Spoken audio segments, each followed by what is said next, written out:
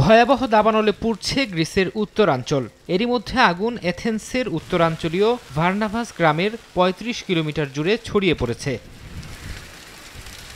গ্রিসে বর্তমানে ৪০টি দাবানল সক্রিয় রয়েছে। এর মধ্যে ৭টিকে নিয়ন্ত্রণে আনার চেষ্টা করছে দমকল বাহিনী। আগুনের শিখা প্রায় ৮০ ফুট উচ্চতায় উঠছে।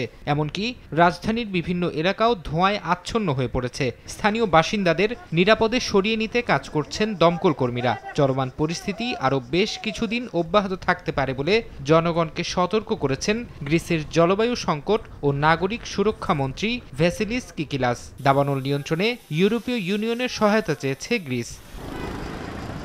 তীব্র বাতাসের কারণে আগুন নিয়ন্ত্রণে বিমান ও হেলিকপ্টার থেকে নির্দিষ্ট জায়গায় পানি ফেলাও কঠিন হয়ে পড়েছে। বাতাসের গতিবেগ আরও বাড়তে পারে বলে পূর্বাভাস দিয়েছে আবহাওয়া দফতর।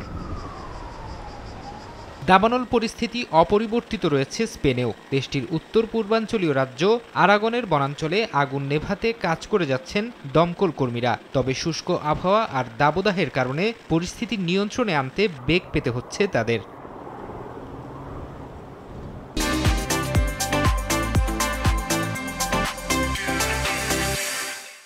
এদিকে দাবানল ছড়িয়ে পড়েছে উত্তর আফ্রিকার দেশ আলজেরিয়াতেও। দেশটির বেজাইজা প্রদেশের বনাঞ্চল গ্রাস করছে আগুন। দাবানল পৌঁছে গেছে লোকালয়ের খুব কাছে, ফলে সরিয়ে নেওয়া হয়েছে স্থানীয়দের।